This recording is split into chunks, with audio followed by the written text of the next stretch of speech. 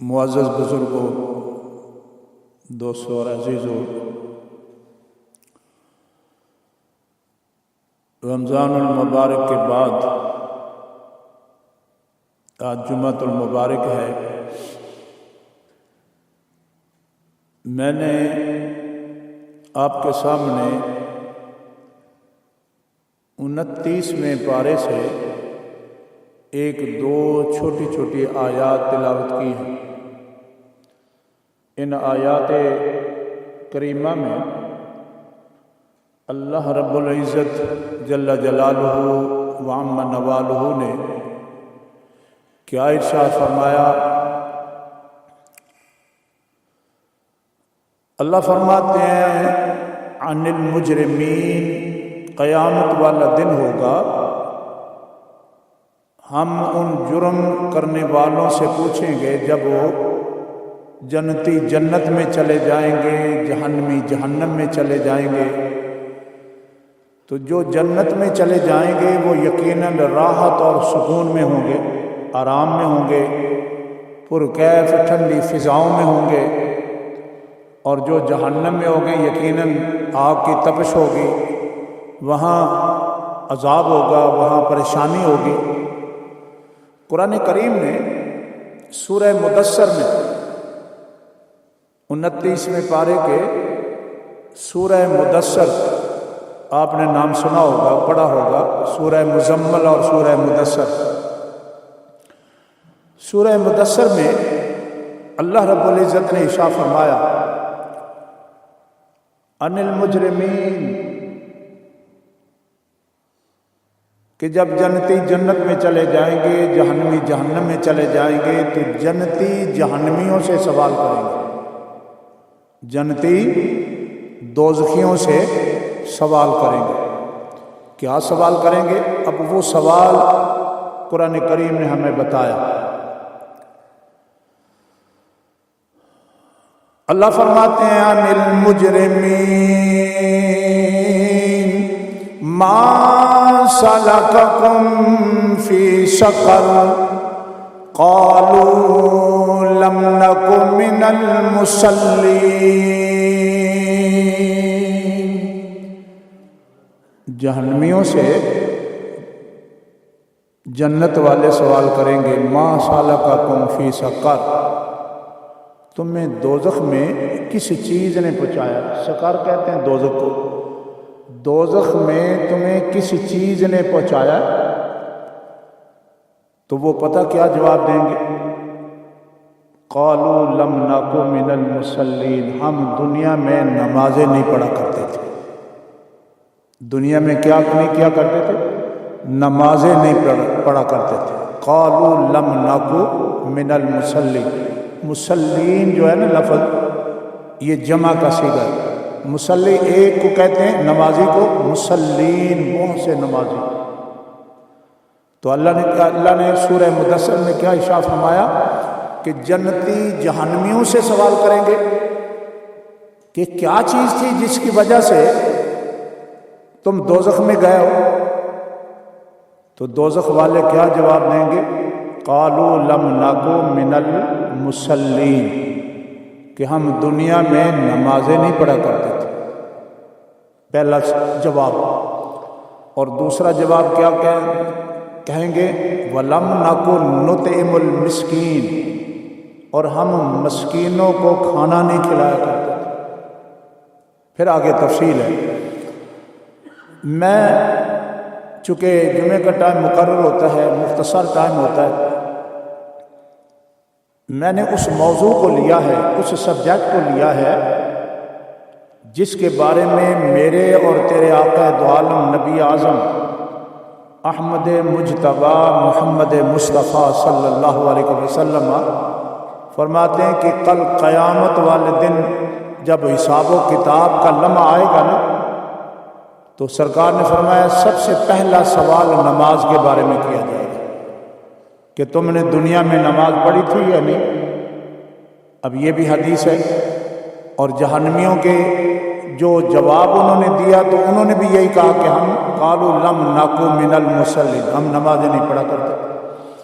تو وہ سوال جو سرکار نے ارشاد فرمایا کہ قیامت والے دن سب سے پہلا سوال ہوگا کس کے بارے میں؟ نماز کے بارے میں. بولو کس کے بارے میں؟ نماز کے بارے میں. تو وہ سبجیکٹ اور وہ موضوع از ویری امپورٹنٹ ہمارے لیے دنیا میں. اب سوال یہ پیدا ہوتا ہے کہ اللہ کو ہماری نعمت، اللہ پاک تو پاک ہے، اللہ کریم، ہماری نمازوں سے اس کو کیا ہے؟ لیکن نہیں، یہ بات نہیں. اللہ نے فرمایا کہ ہم نے تجھے کیوں پیدا کیا ہے؟ اپنی عبادت کے لیے پیدا کیا ہے. قرآن گواہ ہے. اور میری عادت ہے میں ہمیشہ قرآن کریم سے یہ آیات کوٹ کرتا ہوں کہ جس کا پروف ہو اور ریفرنس ہو، پھر کسی آدمی کے پاس کوئی پاور، کوئی طاقت، کوئی جرت نہیں ہوتی کہ وہ اس بات کا انکار کر سکے. اللہ فرماتے ہیں وَمَا خَلَقْتُ الْجِنَّ وَالْإِنسَ إِلَّا لِيَعْبُدُونِ.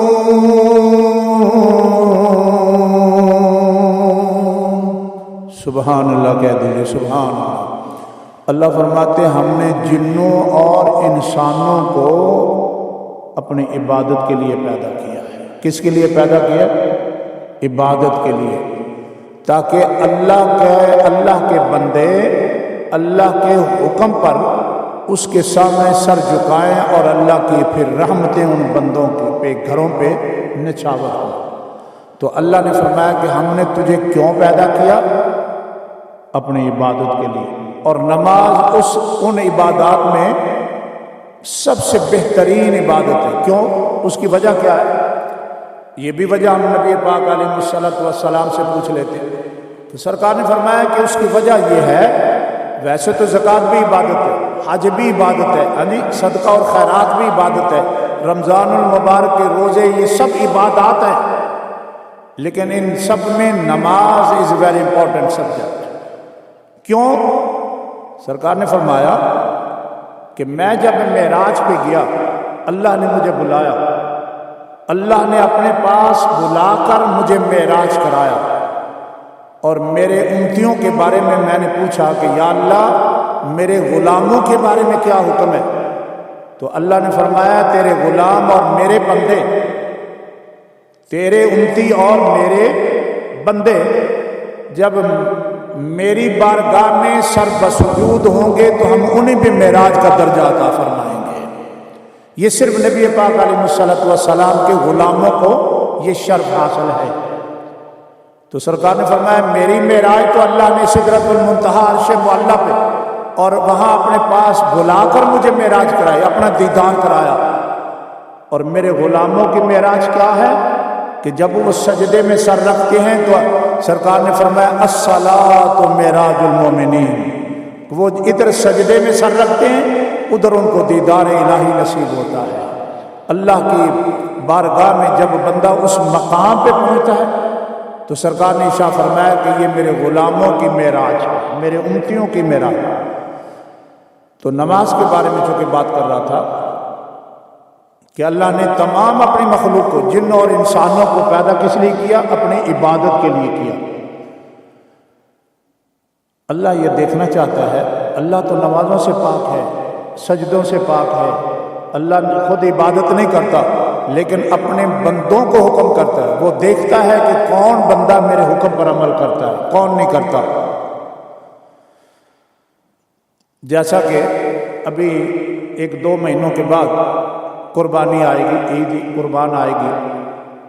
قرآن کریم نے ایک مقام پر ارشاد فرمایا لَن يَنَالَ اللَّهَ لُحُومُهَا وَلَا دِمَاؤُهَا وَلَكِنْ يَنَالُهُ التَّقْوَىٰ.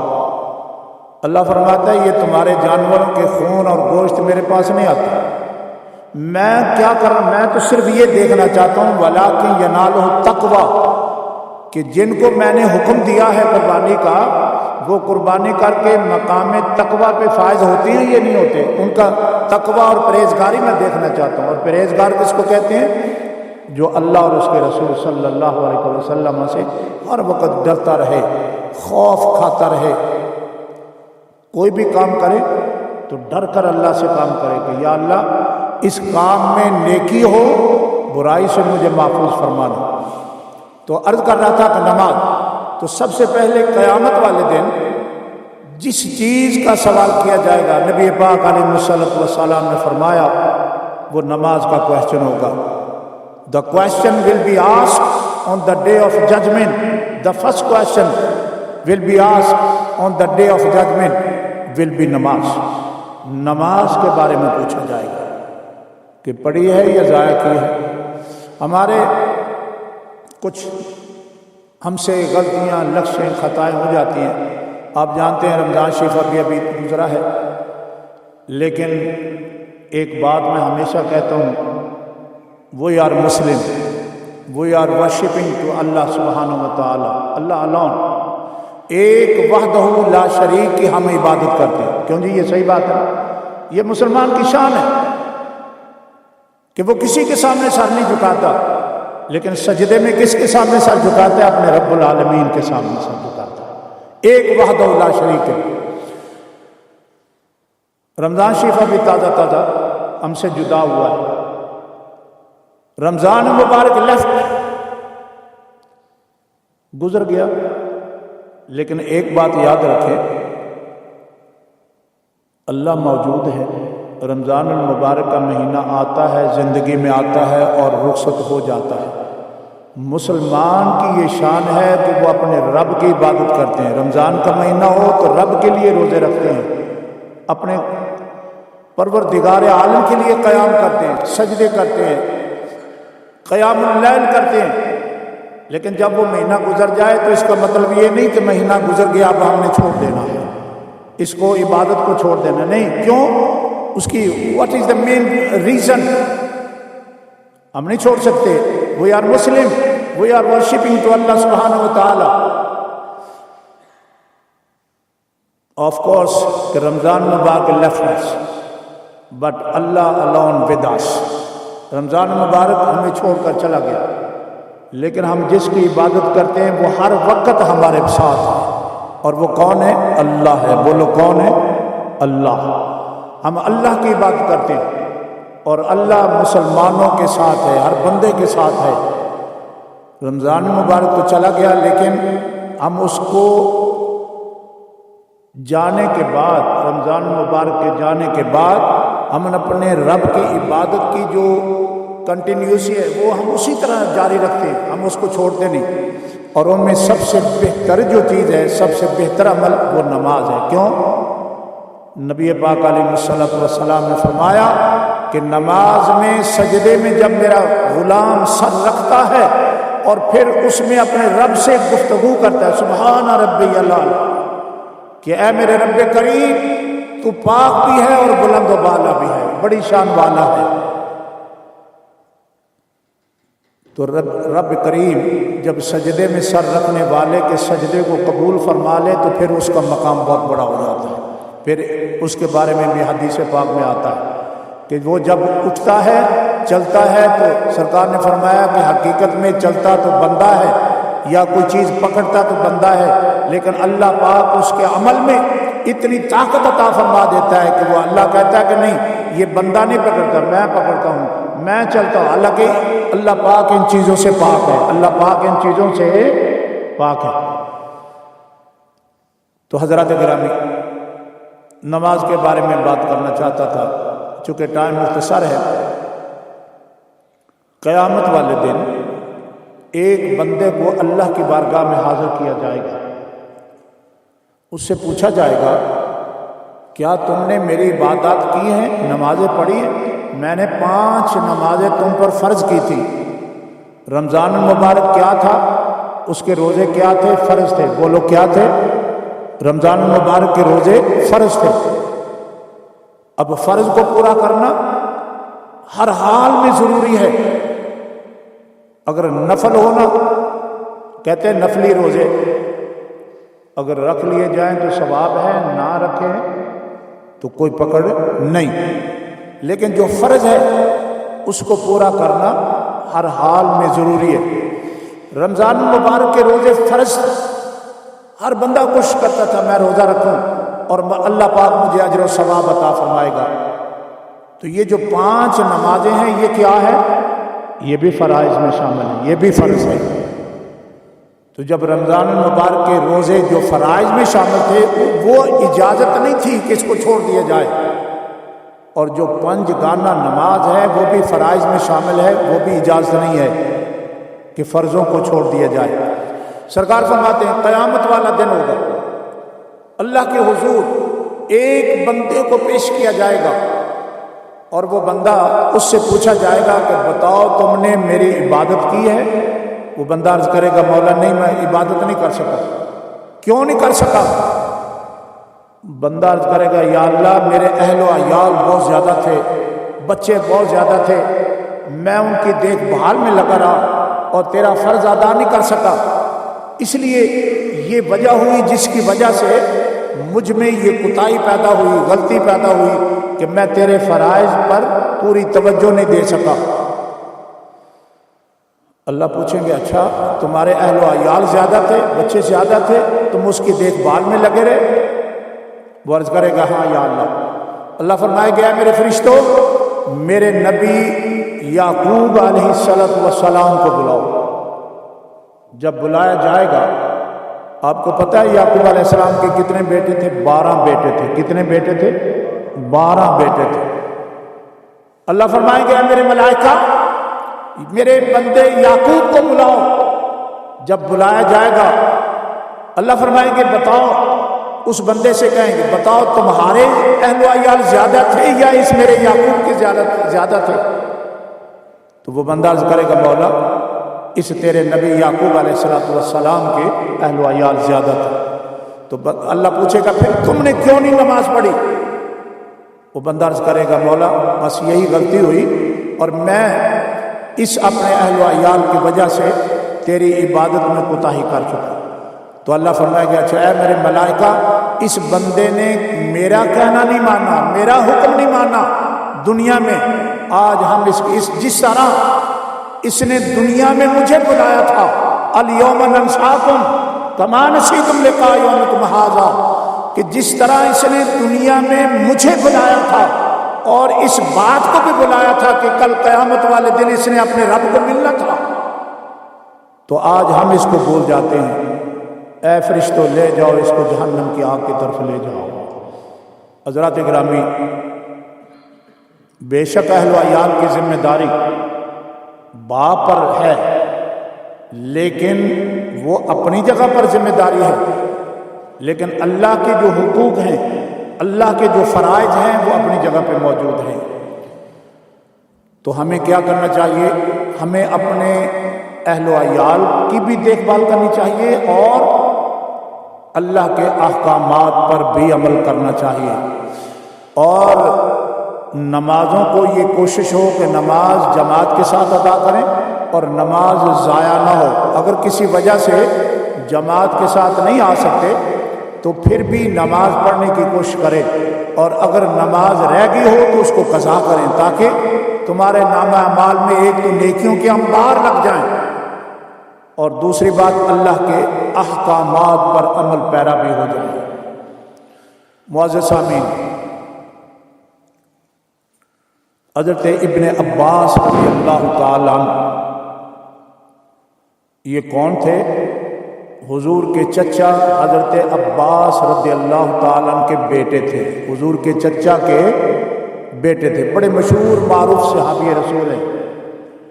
میں بتانا یہ چاہتا ہوں کہ جو نمازیں پڑھتا ہے اور جو اللہ کے احکامات پر عمل کرتا ہے پھر اس کا بینیفٹ کیا ہوتا ہے، اور ان صحابہ کی یہ ہسٹری اور ان کی لائف ہمارے سامنے ہے، ان کے عمل اور ان کے اعمال ہمارے سامنے ہے، اور ہم ان کو دیکھ کر ہمیں سبق حاصل ہونا چاہیے۔ حضرت ابن عباس رضی اللہ تعالیٰ مشہور و معروف صحابی رسول ہیں۔ ایک تو رشتہ ہے نبی پاک علیہ السلام کے ساتھ، چچا کے بیٹے، اور دوسرے صحابی رسول ہے۔ ان کا عمل کیا ہے؟ دیکھو ان کا عمل، ساری زندگی تو عبادتیں کرتے رہے، لیکن آخر میں زندگی کے آخری ایام میں آپ کی آنکھیں چلی گئی، آپ نابینا ہو گئے۔ ایک آدمی آپ کو نماز کے ٹائم پہ مسجد نبوی میں لے جاتا اور آپ نماز پڑھتے، جماعت کے ساتھ نماز پڑھتے اور نماز پڑھ کر واپس وہ لے آتا، گھر چھوڑ دیتے۔ اور ایک دفعہ ایسا ہوا کہ نماز کا وقت تھا، اذان ہو گئی، نماز کا وقت تھا اور جماعت کا وقت تھا۔ وہ بچہ یا وہ آدمی جو حضرت ابن عباس رضی اللہ تعالیٰ کو لے کر جایا کرتا تھا مسجد میں، آج وہ نہ آ سکا۔ حضرت ابن عباس رضی اللہ تعالیٰ کی آنکھوں سے آنسو جاری ہو گئے۔ آپ نے عرض کیا کہ مولا، آج اگر میری آنکھیں ہوتی تو میں خود چل کر مسجد نبوی میں جاتا اور نماز پڑھتا، لیکن آج تو میں محتاج تھا۔ حالانکہ قرآن کریم نے ارشاد فرمایا لیس علی الاعمی حرج ولا علی الاعرج حرج، اللہ فرماتے ہیں کہ اندھے پر اور جو معذور ہے اس پر کوئی مواخذہ نہیں ہے، کیونکہ وہ تو معذور ہے۔ یہ نہیں ہے کہ اللہ پاک ظلم نہیں کرتا اپنی مخلوق پہ، جبر نہیں کرتا، زیادتی نہیں کرتا، بلکہ اللہ پاک آسانیاں پیدا فرماتا ہے۔ تو اللہ نے قرآن میں یہ آیت نازل فرما دی کہ جو آنکھوں سے معذور ہے اس پر کوئی گناہ نہیں ہے کہ اگر وہ مسجد نبوی نہیں پہنچ سکا یا مسجد نہیں پہنچ سکا، جماعت سے نماز نہیں پڑھ سکا، تو اللہ اس کو معاف فرمانے والا ہے چونکہ وہ معذور ہے۔ اور پھر حضرت ابن عباس رضی اللہ تعالیٰ، حضور کے چچا کے بیٹے، مشہور صحابی رسول، آپ کی آنکھوں سے آنسو جاری ہو گئے اور دل سے رونے لگے کہ یا اللہ، آج اگر میری آنکھیں ہوتی تو میں اس کا محتاج نہ ہوتا، آج نماز رہ گئی ہے، مسجد میں جا کر میں نماز جماعت کے ساتھ ادا نہیں کر سکا۔ اے مولا، تو کریم بھی ہے، تو رحیم بھی ہے، اے مولا تو علی کل شیء قدیر بھی ہے، مولا اپنی شانوں کے صدقے مجھے آنکھیں لٹا دے، مجھے میرا نور واپس کر دے تاکہ میں اپنی اس عبادت کو مسجد میں جا کر ادا کر سکوں۔ آپ کی زندگی اور آپ کی ہسٹری کو اٹھا کر پڑھیے، اللہ نے حضرت ابن عباس رضی اللہ تعالیٰ کی دعا کو قبول فرمایا، اور وہ آنکھیں جو محتاج تھی کسی بندے کی، جو وہ بندہ لے کر مسجد نبوی میں جایا کرتا تھا، اللہ نے آنکھیں عطا فرما دی۔ اب کیا ہوتا کہ جب اذان ہوتی اور آپ چل کر مسجد نبوی میں جا کر نماز پڑھتے، واپس آتے تو پھر اندھے ہو جاتے۔ جب نماز کا ٹائم ہوتا آنکھیں اللہ لٹا دیتا، اور جب نماز پڑھ کر آتے تو پھر اسی عالم میں ہو جاتے۔ حضرات گرامی، یہ ایک سبق ہے۔ وہ تو پاک باز لوگ تھے، وہ تو صحابہ کرام تھے، اور وہ تو سرکار کے چچا کے بیٹے تھے، اور یہ وہ ایسے پاک لوگ تھے جن کے بارے میں قرآن گواہ ہے۔ قرآن کہتا ہے رضی اللہ تعالی عنہ ورضوا عنہ، اللہ ان لوگوں سے راضی ہو گیا اور وہ اپنے رب سے راضی ہو گئے۔ قرآن گواہ ہے، قرآن۔ اب جس کی رضاعت اللہ کریم جس کے بارے میں اپنی خوشی کا اظہار قرآن میں فرما دے، میں آپ سے پوچھتا ہوں، آپ پڑھے لکھے بھی ہوں گے، آپ نے ماسٹر ڈگری بھی کی ہوگی، آپ نے گریجویشن بھی کی ہوگی، آپ نے اس سے اعلیٰ پی ایچ ڈی بھی کی ہوگی، لیکن میں آپ سے پوچھتا ہوں کہ جس کے بارے میں، جس بندے کے بارے میں یا جن بندوں کے بارے میں اللہ قرآن میں آیت نازل فرما دے کہ میں اپنے ان بندوں سے راضی گیا ہوں اور یہ بندے مجھ سے راضی ہو گئے، بتاؤ اس میں کوئی شک باقی رہ گیا؟ قیامت تک آنے والے مسلمان قیامت تک ان آیات کی تلاوت کرتے رہیں گے، رضی اللہ عنہم ورضوا عنہ، کہ اللہ ان سے راضی ہو گیا اور وہ اپنے رب سے راضی ہو۔ اب یہ ایک بات تو سمجھ آتی ہے کہ اللہ تو کریم ہے، اللہ اپنی مخلوق پہ رحیم ہے، اللہ علی کل شیء قدیر ہے۔ یہ بات تو سمجھ آتی ہے کہ اللہ اپنے بندوں پہ رحیم بھی ہے، کریم بھی ہے، غفور بھی ہے، سب کچھ ہے۔ اللہ کی تو یہ شان ہے کہ وہ معاف فرما دیتا ہے اور اپنے بندوں سے راضی ہو جاتا ہے۔ اب بندے اپنے رب سے راضی کیسے ہوتے ہیں جی؟ لیکن اللہ نے قرآن میں ان بندوں کی شان کو بیان فرما دیا، فرمایا کہ جو بندے میرے احکامات پر عمل کرتے ہیں، میں نے ان کو نمازوں کا حکم دیا، وہ نمازوں کی پابندی کرتے ہیں، تو پھر کیا ہے؟ رضی اللہ عنہم ورضوا عنہ، وہ صحابہ کرام جن کے بارے میں اللہ نے ارشاد فرمایا کہ اللہ ان سے راضی ہو گیا، وہ اپنے رب سے راضی ہو۔ تو ہمیں کیا کرنا چاہیے؟ ہم نے بے شک وہ زمانہ نہیں پایا، ہم ان صحابہ کے قول و اقوال پر، ان کے اعمال پر اور ان کے عمل کو پڑھ کر اسی طرح عمل کریں جس طرح صحابہ نے عمل کیا، اور یقیناً اللہ صحابہ کے صدقے ہم سے بھی راضی ہو جائے گا۔ یہی طریقہ ہے۔ لیکن اگر آج ہم نماز بھی نہ پڑھیں، رمضان کہتے ہیں کہ گزر گیا، رمضان آیا اور چلا گیا، رمضان گزر گیا، اب ہم نے یہ سوچا ہے کہ چلو وہ تو فرض روزے تھے وہ چلے گئے، تو جو روزانہ 5 فرائض ہیں ان کی طرف بھی توجہ ہمیں دینی چاہیے، ان کو بھی نہیں چھوڑنا چاہیے۔ اللہ ہمارے ساتھ ہے اور ہمارا ایمان ہے کہ رمضان left us but Allah Almighty always with us، کہ رمضان ہم سے جدا ہو گیا لیکن اللہ جو ہے اللہ کریم ہر وقت ہمارے ساتھ ہے۔ We are Muslim and we are worshipping اللہ سبحانہ و تعالی۔ جب ہم مسلمان ہیں اور اللہ کی عبادت کرتے ہیں تو رمضان جو جانے والا تھا وہ تو ہمیں چھوڑ کر چلا گیا، اس میں ہم بڑی پابندی کرتے رہے، لیکن جس کی ہم عبادت کرتے ہیں وہ تو نہ ہمیں چھوڑنے والا ہے۔ کیوں؟ اس کی شان حی بھی ہے اور قیوم بھی ہے، وہ زندہ بھی ہے اور قائم رہنے والا بھی ہے، وہ ہر وقت ہمارے ساتھ موجود ہے۔